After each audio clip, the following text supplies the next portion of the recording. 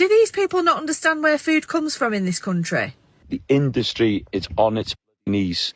Today, we're talking about one of the most unexpected political clashes of the year. It's the battle of the British countryside, featuring none other than Jeremy Clarkson versus Keir Starmer and Rachel Reeves. That's right, the same Jeremy Clarkson known for Top Gear and, more recently, his farming escapades, has jumped headfirst into the political ring.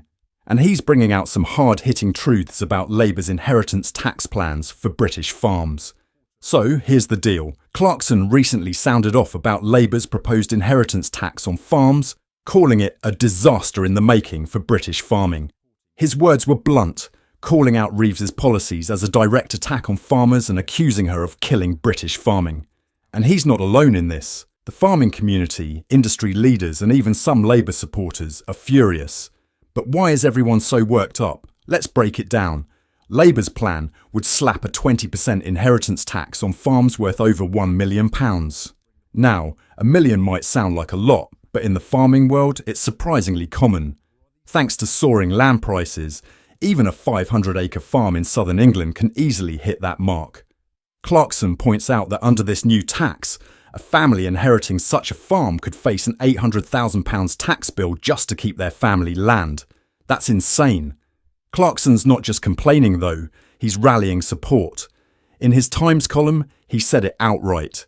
This inheritance tax is the last straw. He's urging farmers to resist and fight for their livelihoods. And let's face it, when Jeremy Clarkson speaks, people listen. With his platform, he's reaching millions, and his influence is growing well beyond cars and entertainment. This isn't just about big estates or wealthy landowners. Many farmers in the UK are asset-rich, but cash-poor. They own valuable land, but they're not swimming in cash. This tax could force them to sell off parts of their farms just to pay the bill. And who's going to buy it? Certainly not other farmers, who are in the same boat financially. But here's where it really hits home. If these inheritance tax changes go through, British farming could be in big trouble. Clarkson's fighting not just for the farmers, but for rural Britain's entire way of life. The National Farmers Union has backed him, warning that Labour's tax policy could devastate up to 70,000 family farms. If we lose those farms, what does that mean for our food supply, our communities, our countryside? Losing family farms means fewer local businesses, fewer schools, and less life in the countryside. And when farms disappear, our reliance on food imports skyrockets, which means higher prices for all of us. It's not just the farmers who pay, it's everyone at the supermarket. This whole debacle has seriously damaged Labour's standing in rural Britain. Recent polls show Starmer's approval rating has nosedived in just a month. It's a huge shift, and it makes you wonder, how did Labour manage to alienate one of the UK's core communities so quickly? So, what's next?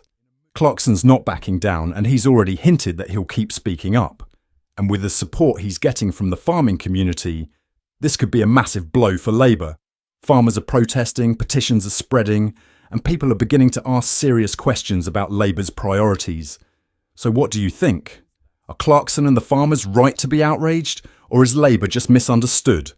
Drop your thoughts in the comments below, and if you enjoyed this breakdown, don't forget to like, subscribe, and hit that bell for more deep dives into the issues shaping the UK and beyond. Thanks for watching, and we'll see you next time.